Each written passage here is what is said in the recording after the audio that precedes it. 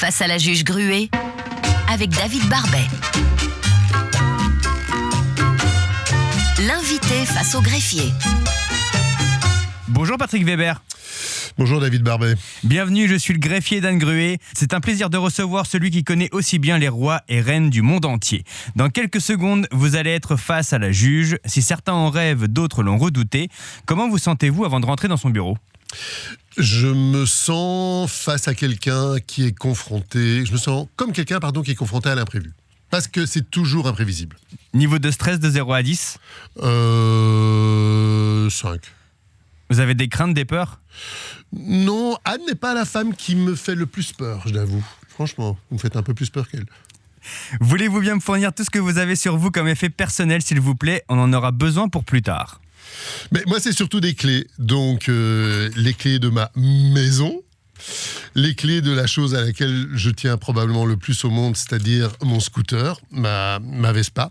Et j'y tiens d'autant plus que j'ai tendance à les perdre et que 45 fois par jour, je vérifie pour savoir si elles sont soit dans ma poche, soit dans mon sac, parce qu'on m'a déjà volé une fois, parce que j'avais laissé les clés à côté. Et depuis lors, c'est un traumatisme à vie. Et j'y tiens très très fort. Et alors, c'est une chose que je ne vous donne pas, parce que sinon, je fais appel à la Cour européenne des droits de l'homme, c'est-à-dire mon téléphone, parce que personne ne regarde ce qu'il y a dans mon téléphone. En revanche, la pochette est intéressante, parce que c'est une pochette écossaise, et en fait, elle a quelque chose à raconter de mes origines familiales, pas spécialement écossaises, mais britanniques, et pour moi, c'est très important. Très bien, on prend tous ces objets, on prendra également la gourde que je vois et les lunettes. Vous parlez de qui ? À votre avis ?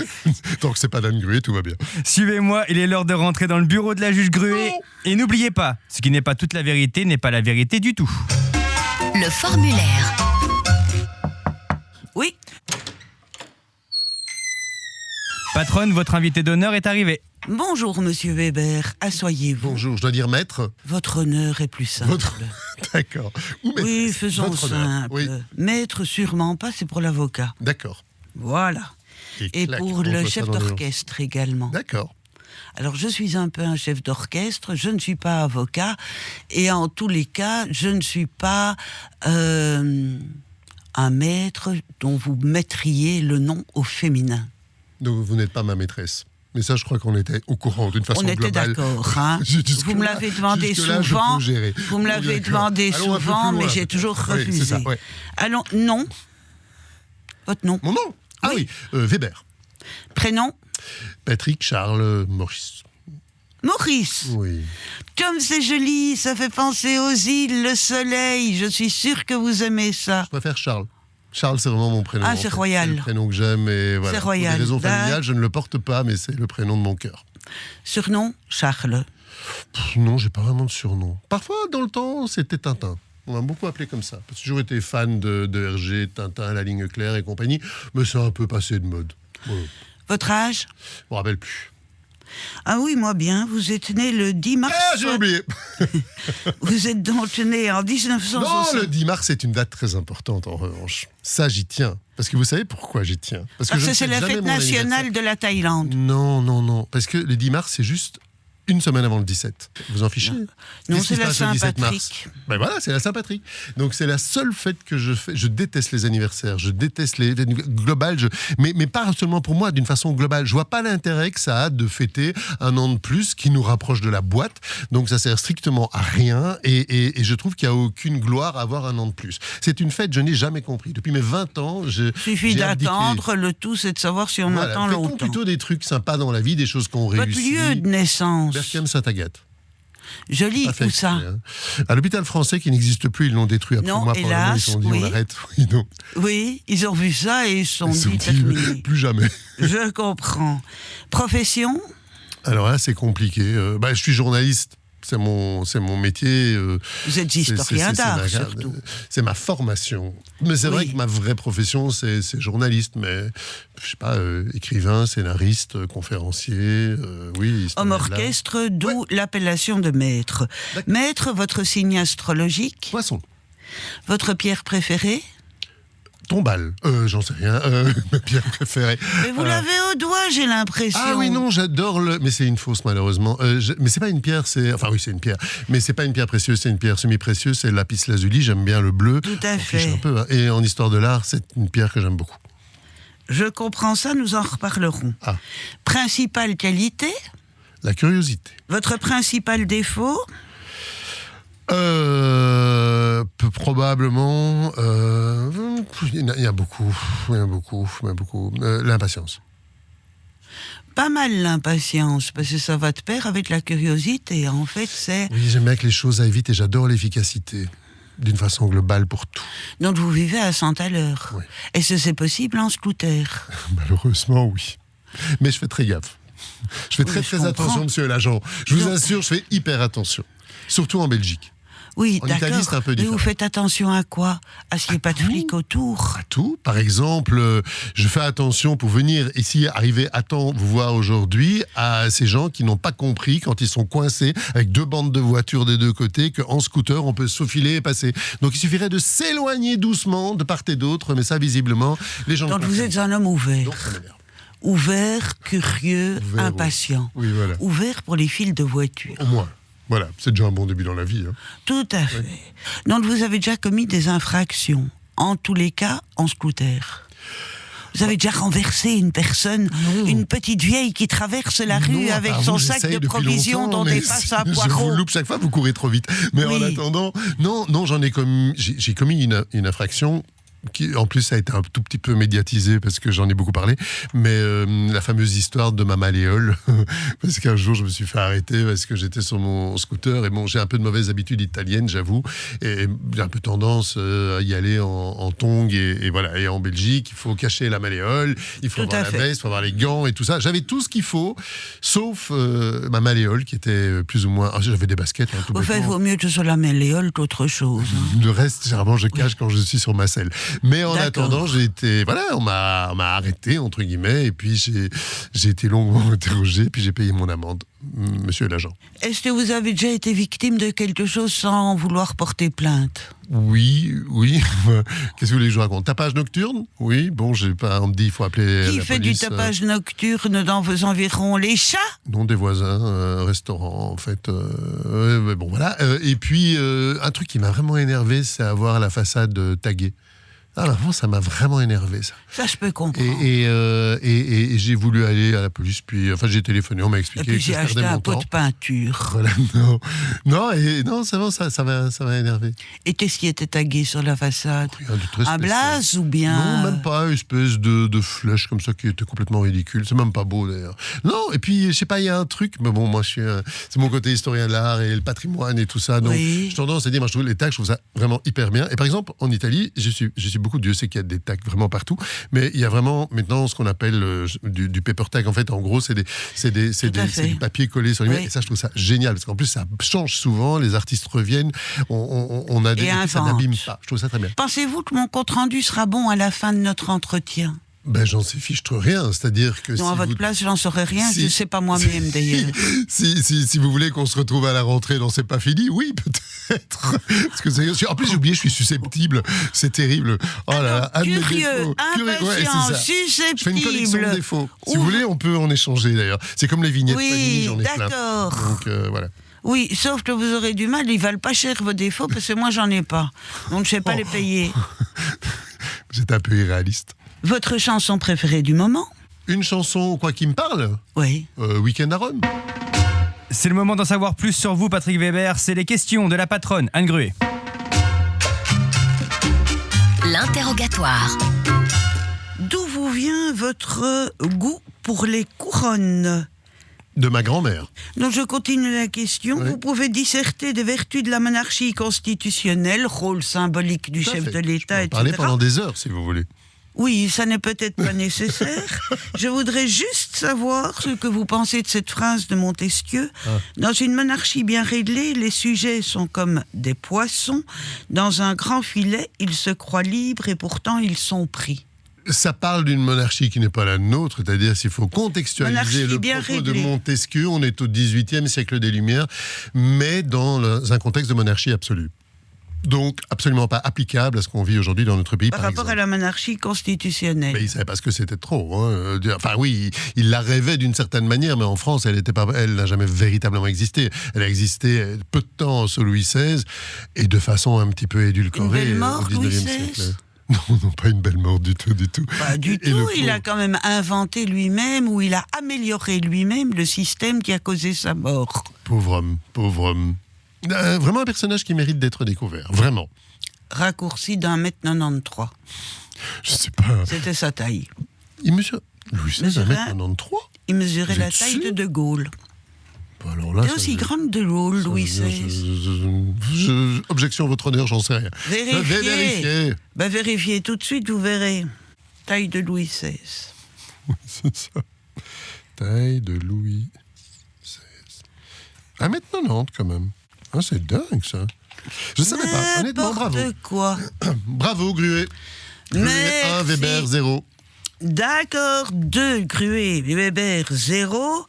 Est-ce que vous êtes en matière de signes astrologiques, donc poisson? Est-ce Ouais. que vous seriez d'accord avec Ettore Scola, qui est quand même à la fois grand cinéaste et italien? Il y a un grand bonhomme, tout ça. Je suis un poisson ascendant mayonnaise.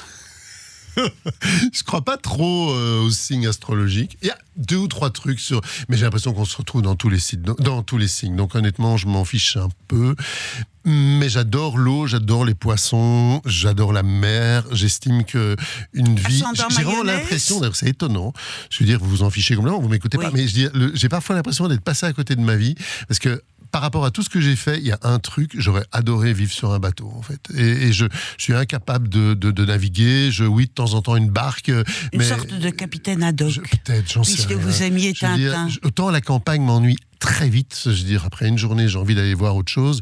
La mer, je peux rester devant les vagues pendant des jours sans que ça m'ennuie. Vraiment, c'est tellement beau, la mer. Vous êtes bouddhiste, Oui. ou vous pratiquez la philosophie bouddhiste? Oui, en fait, être bouddhiste, c'est compliqué parce que ça dépend Non, de la je vais façon poser dont... une question assez précise. Ça dépend de la façon dont on le pratique. Voilà. Je comprends. Alors, quelle est celle des 4 vertus cardinales? Bon, c'est pas votre propre, on est d'accord. Par hypothèse occidentale qui pourrait asseoir le bouddhisme chez nous.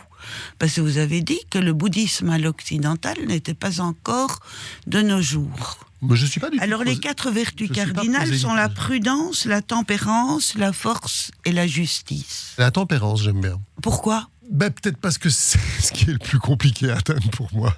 Je veux dire, Vous c'est êtes tolérant compliqué. ou tempérant vis-à-vis des intolérants? Moi, Et comment je suis d'avis, je pense qu'on peut sinon je ferais pas ce métier, et c'est un truc, je pense qu'on doit pouvoir dialoguer et débattre avec tout le monde. La preuve, je fais même des émissions avec David Barbet. Donc, il y a vraiment, je pense qu'on doit pouvoir, mais c'est vrai, je le sens, je le pense sincèrement, je veux dire, on ne doit pas toujours être d'accord sur tout, et je pense que c'est ce qui rend les choses vraiment intéressantes.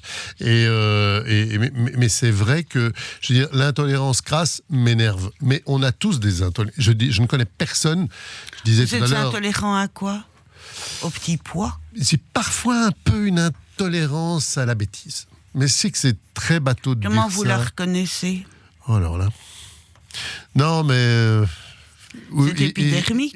Et alors, ce qui m'énerve aussi, c'est les gens qui ne veulent pas sortir de leur certitude, justement. Je déteste aussi le fait de mettre des étiquettes sur les gens. Moi, je me suis battu toute ma vie contre ça. On me dit, mais vous êtes quoi? Vous êtes journaliste? Vous m'avez posé la question tout à l'heure, Gruet. Vous m'avez dit, vous êtes journaliste, vous êtes Je vous conférencier, vous remercie êtes de ceci. m'appeler par mon nom de famille. Votre Première honneur, chose, votre détestable. honneur, Et votre honneur. deuxièmement, c'est mon greffier qui a préparé le dossier. Ah bon, d'accord. Alors, Et c'est franchement- énervant parce que mettre comme ça une étiquette sur le front en disant vous êtes ceci C'est le ou greffier, cela. vous l'entendez non, je pense pour qu'on vous. peut être ceci et cela. Voilà, on peut être sympa et pas toujours sympa. On peut être journaliste et on peut être scénariste. Et ça ne pose aucun souci. Moi, en tout cas, les étiquettes, j'ai passé toute ma vie à essayer d'en enlever, à tel point qu'un jour, si j'ai une pierre tombale, je pense à la limite que j'aimerais bien qu'il n'y ait rien dessus. Voilà, qu'on n'avait pas écolé une étiquette. Même pas peut-être- votre nom. C'est peut-être même pas indispensable. On s'en fiche.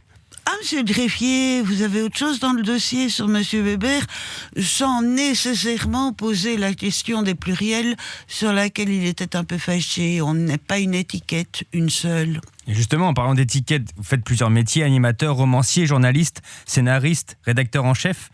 Quel métier aimeriez-vous faire dans le futur? J'ai fait tous vos métiers. Hein. Je ne suis plus rédacteur. Non, en j'ai chef. fait tous vos métiers dans votre passé. Capitaine d'équipe. Donc pour le moment, moi, ce qui m'excite bien, c'est en fait tout ce que j'aime vraiment tout ce que je fais, c'est clair. Mais vraiment me rapprocher de ma formation de base, qui est historien de l'art. Donc voir de l'art et le partager d'une façon ou d'une autre avec les gens. Ça, c'est vraiment un truc important. Et puis le scénario, ça me passionne de plus en plus. Est-ce que vous êtes à la recherche de liberté quand on change autant de métier ? Oui. Pourquoi ? Je sais pas. Je trouve c'est bien cette question que vous posez là. Vous, elles sont bien vos questions. Je crois que je viens de me faire une ennemie définitive. Mais on vous aime, Anne. Mais non, c'est vrai que liberté, c'est un mot extraordinaire. Et c'est tellement... C'est drôle parce que là, j'aurais vraiment besoin d'une psychanalyse, je pense. Parce que souvent, les gens, mes amis, mes proches, ils me disent tu parles toujours de liberté et tu es probablement le mec qu'on connaît qui s'enferme le plus parce que tu bosses tout le temps. Je sais pas, qui dit viens, on va boire un verre, on va ceci. Non, je dois terminer ceci. Non, je dois faire cela. Non, je dois... Et puis, comme je vis entre différents endroits, forcément, si je suis avec mes copains en France, on me dit pourquoi t'es en Belgique. Si je suis avec mes copains en Italie, on me dit pourquoi t'es pas en France. Enfin, c'est le drame de ma vie. Mais en même temps, j'ai l'impression d'être libre parce que je fais des choses différentes et je n'aime pas dépendre d'une seule personne ou d'un seul, je sais pas, ou d'une seule activité. Ça, j'ai beaucoup de peine avec ça. Mais je crois que c'est un truc d'indépendance. Ça. Merci beaucoup. Vous ne passez aucune musique dans votre émission sur Vivacité, sauf la musique des publicités. Alors, si vous deviez résumer en une musique votre émission, ce serait quelle musique ? Non, il y a une musique que j'aime beaucoup. Alors, je ne vais pas la mettre parce qu'au niveau du rythme, mais je trouve qu'on fait dire tellement de choses. C'est Full Sentimental d'Alain Souchon. Je trouve vraiment une musique intéressante parce que... Soif idéal ? Oui, parce voilà, et que quand on débat de tous ces sujets de société, il y a quand même quelque chose, ce que je revendique aussi, même si mon rôle c'est d'être l'arbitre et c'est vous qui devez avoir des avis, mais on est quand même tous quelque part des foules sentimentales, je trouve, et on fait parler parfois nos émotions avant la raison. On va maintenant analyser vos effets personnels, cher Patrick Weber. La saisie. Patronne, voici les objets de Patrick Weber. On a un trousseau de clés, 2 trousseaux. 2 trousseaux de clés. Oui, pour le portefeuille, ça sert à rien de me le donner, je sais ce qu'il y a dedans. Il y a une photo d'Albert II et une photo d'Elisabeth II. Il aime le chiffre, Patrick aime le chiffre. Enfin, notre invité, Monsieur Weber, c'est pas vrai, j'ai pas de photo. Aime le chiffre 2. Non, j'ai pas de photo ni de l'un ni de l'autre. J'ai dans Prouvez-le, montrez le portefeuille. Dans mon agenda. Mais non, j'ai pas ça. J'ai beaucoup de cartes de fidélité, des cartes. Non, c'est vraiment boulot. Il y a rien de personnel dans mon portefeuille. Même pas la photo de mon chat. Si vous deviez y mettre quelque chose de personnel, vous y mettriez quoi ? Ce que j'ai dans mon... En fait, c'est... Par exemple, dans mon agenda, j'ai une feuille de thé qui vient du Japon. C'est un pays que j'aime beaucoup. Oui. Et dans un temple que j'ai visité, où j'ai médité, et c'est un temple où j'espère retourner.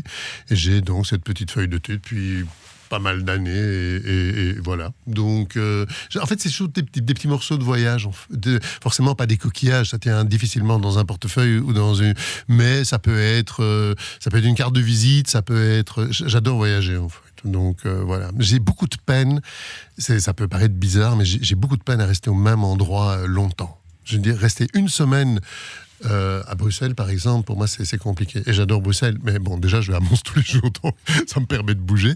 Mais c'est vrai que passer une semaine entière au même endroit, pour moi, c'est vraiment très compliqué. C'est dur.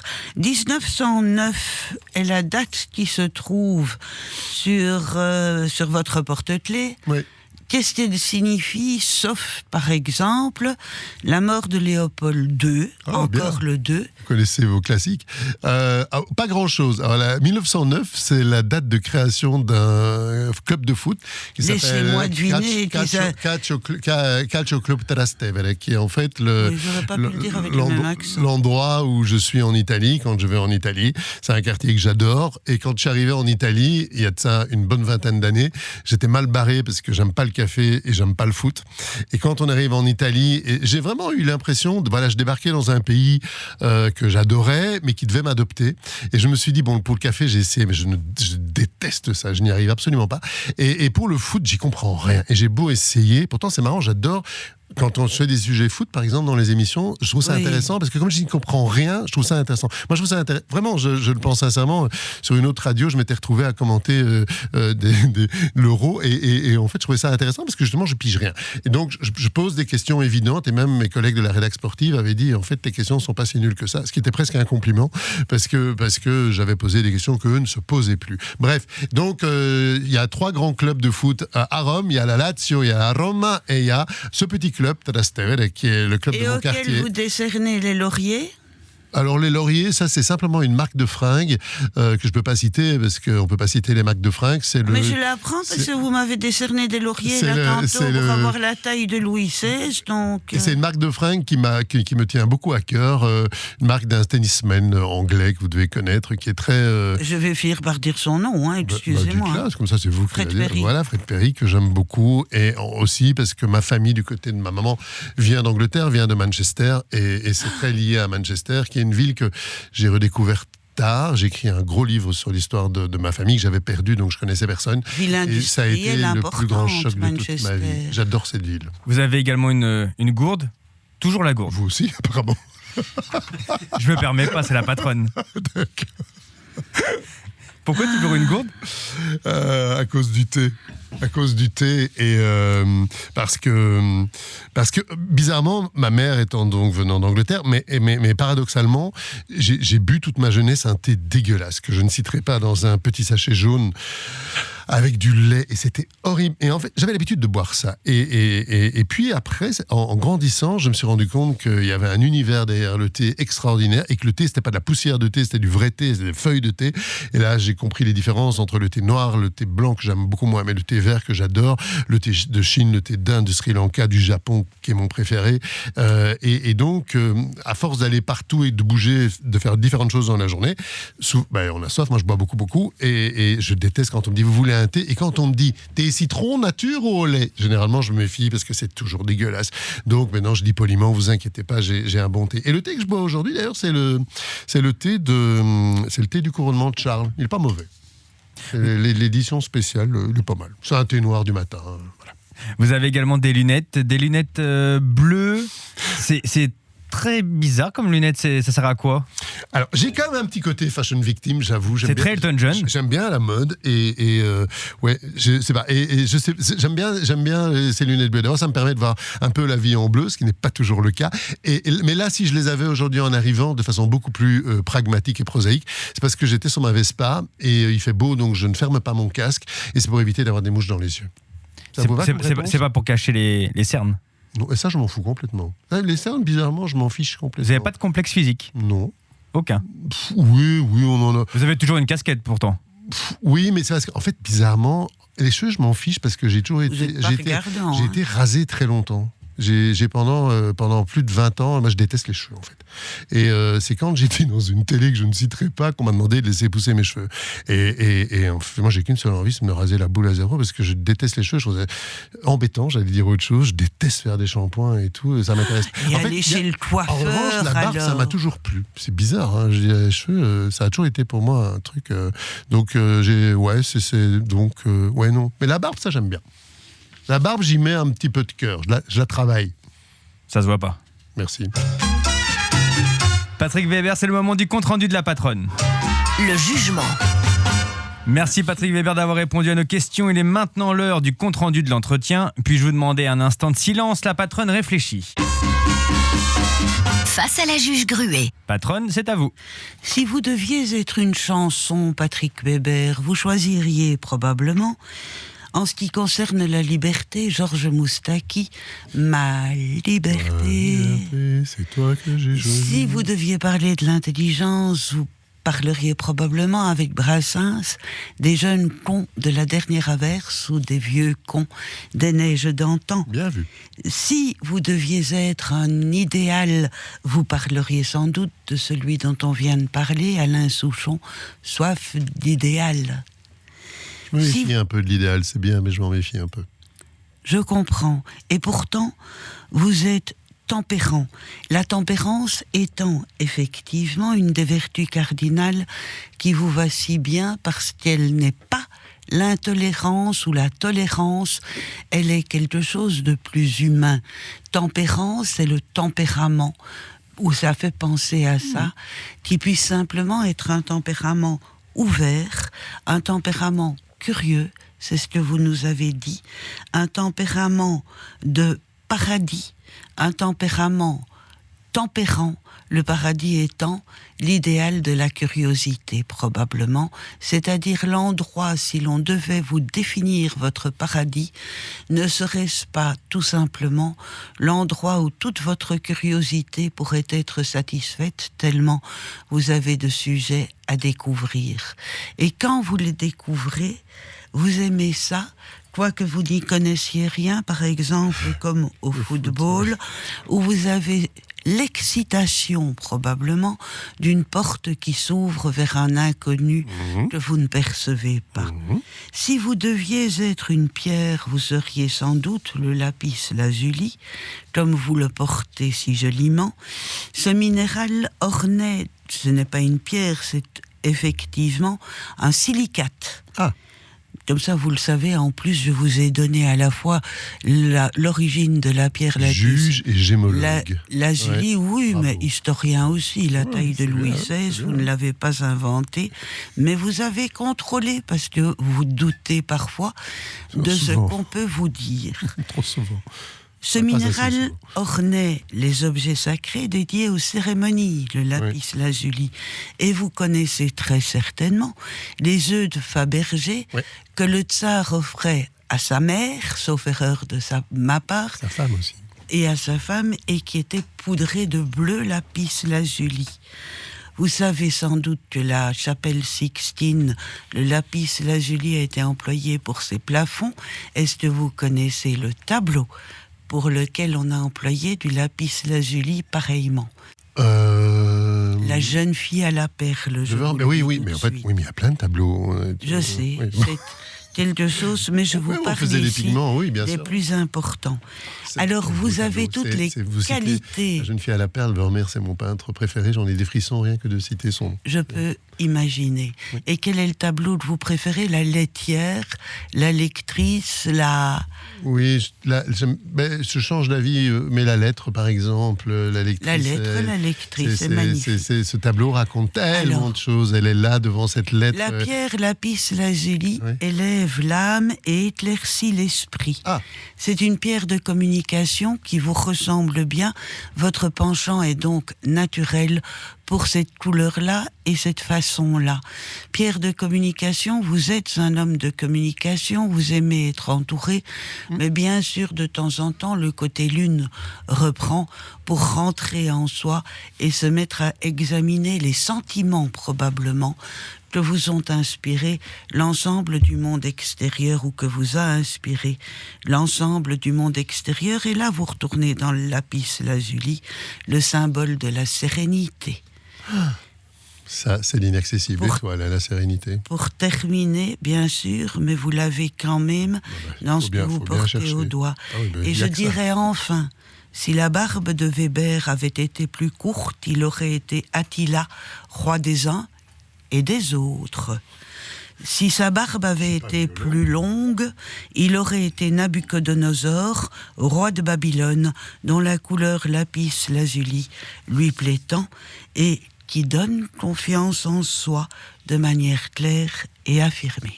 Patrick Weber, une réaction suite à votre jugement? Clément, je trouve. J'ai eu peur quand vous êtes parti sur la Lune, mais d'après ça, je suis revenu sur Terre.